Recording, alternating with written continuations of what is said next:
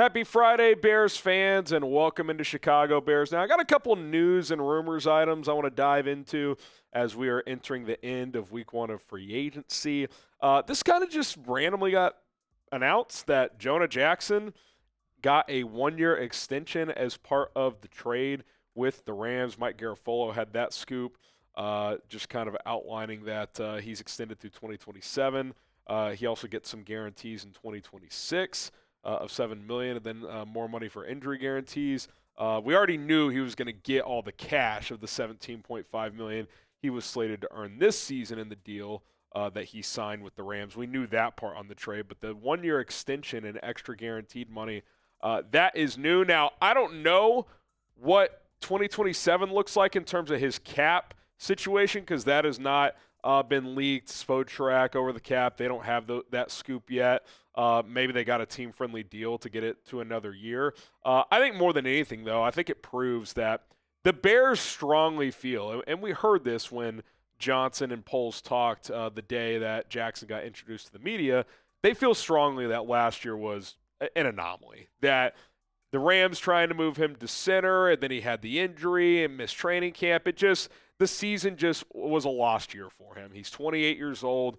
He's familiar with Ben Johnson, that offense. They clearly feel strongly that last year was just a minor misstep in the road and that he's going to be back on track playing at a high level. Ben Johnson said he's a Pro Bowl guard, and that's what we're going to get out of him. So he was pretty blunt and to the point. Obviously got to see it play out, but they are confident in it, A, by making the move, and B, to make this move, you're essentially ensuring he will be here through next year as well, barring an absolute disaster of a season for him, because before there wasn't guarantees for next year. I got to think part of this extension probably lowers his cap hit for this year. Again, once we see that, we'll see what those numbers are and how it impacts the overall cap situation for the team. But I think it's pretty obvious they feel good about Jonah Jackson moving forward.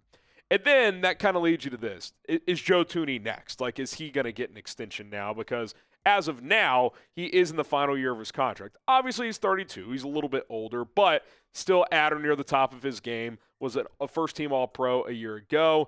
Doesn't look like a guy who's slowing down. I think also guards, like, you can play longer, and we're seeing offensive linemen play deeper into their 30s. So, like, to me, it seems pretty easy to extend a guy like Joe Thuney. I just listened to him the other day. It's like, yeah, like, this is a guy I want to keep around for a couple of years. I'd be surprised if he also did not get met with an extension. Now, it could take some time. There could be some negotiating because he's one of the best guards in the league. You know, does his agent push for him to be the highest paid guard, or does he take, top 5 guard money at his age and just call it a day? I think something like this is pretty reasonable. 2 years, $42 million, $21 a year, which kind of puts him right up there near the top before, Trey Smith's franchise tag number. But with Smith being younger and on a franchise tag, I think Thuney would take something like this. I would hope at least.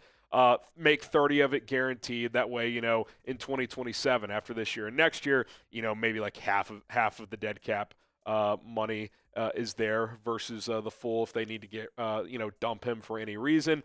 But I think it makes sense because Drew Dalman's on a 3-year deal. Jonah Jackson is now on a 3-year deal. Joe Thuney's on a 1-year deal. So if you give them a 2-year extension, they're all on the same timeline, and they would all kind of have outs for the 3rd year, right? So you're locking in these guys for the next 2 years. Your interior is locked in for 25 and 26, and if all goes well, 2027 as well. So I do think getting Joe Thuney locked up is something that will happen. I think it's something that should happen, and it wouldn't shock me if it literally happened any second because I just think it's obvious that this is a guy they want to keep around. Should the Bears extend Joe Thuney? You guys know my answer. I say yes. I think a 2-year extension is perfect, and it gets everybody along the same timeline. A little bit of news. This came out last night that the Bears are re-signing tight end Steven Carlson, who's kind of bounced around the Bears practice squad and 53-man roster the last 2 seasons. Last year, he got elevated to the active roster, but then he had an injury in practice and was on IR for the rest of the year. So he's back in the fold for now. He's probably your 3rd tight end. I still think you're going to add another guy, though. Like, ideally, Kmet's your 1. Whether Smythe is your 2 or 3 or another free agent or draft pick, probably a draft pick is a 2 or 3. I don't know if the pecking order matters that much. I think Carlson's more like a 4 that's battling for a roster spot. If they want to keep 4 tight ends, he could be that 4th guy.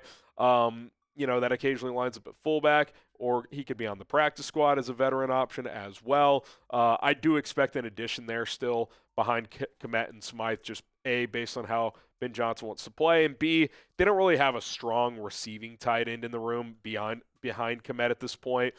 Smythe has had a couple decent seasons in that regard, but he's more of a blocker at this point. Carlson, again, is a fringe roster player in the NFL, so I think adding a guy that, could give you some pass-catching upside at some point, probably in the draft, could make some sense. All right, today's show is sponsored by Mando. I love their products, and listen, spring cleaning is here, and can't wait. I got to get rid of some junk in the house, in the garage, and some old stuff I'm trying to move on from. Speaking of old, I've ditched my old deodorant and shifted to Mando's whole body deodorant, and it's been an absolute game changer. From the founders of Lumi, Mando whole body deodorant is helping men conquer their odor in a whole new way. And when I say whole body deodorant, that's what I mean. Mando's products are safe from head to toe, whether it's your pits, your balls, your thigh folds, belly button, wherever, Mando has you covered. I personally love the convenience of the Mando deodorant wipes, which I've talked about a lot on this show. They're easy to carry around if you're out on a jog or, playing around at golf. Wipe yourself down with a couple of those wipes. You can dispose of them easily, and your odor is in a good spot. But all their other products are awesome as well. They have a solid stick deodorant, spray deodorant, depending on your preference there. So certainly check those out. You can find their products in certain retailers like Walmart and Target and others across the country. Mando's starter pack is perfect for new customers. It comes with a solid stick deodorant, cream tube deodorant, 2 free products of your choice. I usually go with the body wash and the deodorant wipes, and free shipping. A special offer for our viewers. If you are a new customer of Mando, you get $5 off the starter pack with our exclusive code CHAT.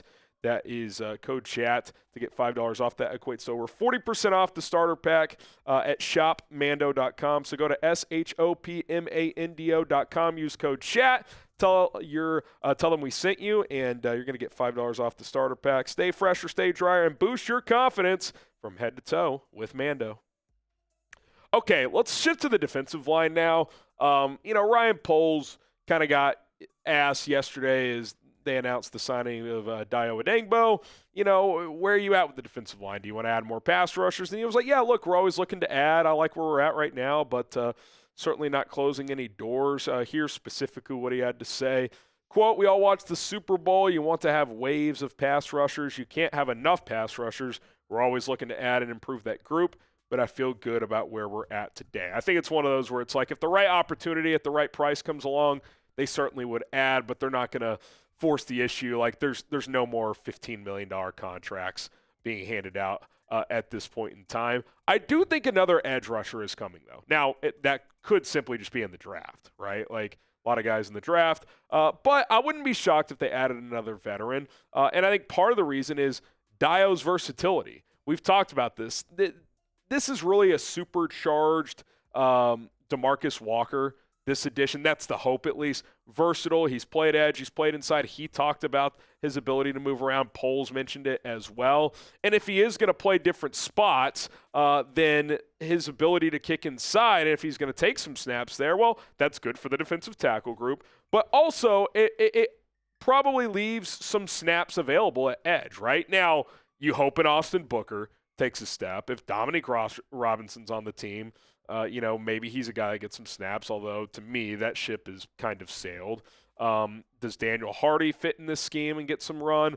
Those are all possibilities, especially Booker. You're hoping he develops. But I also think it means that you could certainly add somebody. I think you need to add another edge. Like, to me, in a perfect world, Booker's like your third guy this year, but he might need to be like your fourth. He may not be ready for a heavy rotation role. Might just be a small role in year 2 for Austin Booker. There's still some notable free agents out there. You could go with the speed rusher like Von Miller. Za'Darius Smith, I think, would be a great fit. He's still playing at a productive level. Charles Omenihu fits what Dennis Allen wants in terms of size and length and power coming off the edge. We know they were interested in Matt Judon last year. Dante Fowler had 10.5 sacks with Washington. Emmanuel Ogbah is a bigger edge rusher. Do you want to bring in a vet like Calais Campbell who can play inside and out? Azeez Ojulari kind of fits the speed edge rusher role. Dawuane Smoot has some size. Lawson. There's still notable names out there. And obviously, again, the draft. The draft this year is pretty deep at edge and especially at defensive tackle. So I could certainly see them drafting one of each of those in the NFL draft as well. But, polls kind of mentioning, hey, we all watched the Super Bowl. You want waves of pass rushers. To me, he's addressed pretty close to fully the offensive line of that. Yeah, we watched the Super Bowl. Got to protect the quarterback. Defensive line, he's added two good players, Grady Jarrett and Dayo Odeyingbo, but I still think there's depth needed, and I do wonder if more pieces are coming. To me, 2 to 3 more pieces, right? Maybe it's one free agent, one in the draft. Maybe it's one free agent, 2 in the draft. Between edge and defensive tackle. The reason I say 2 or 3, there's question marks, right? How do they feel about a Daniel Hardy? How do they feel about a guy like Zach Pickens? If they feel like those are rotation pieces this year, maybe it's more like they just add 2 more new players. But if there's questions there and they need another rotation, D-tack, and edge, then I think you're at least getting 2, if not 3, one of each position and maybe a second at one of those spots. Okay, where would you rather add on this defensive line, edge or defensive tackle?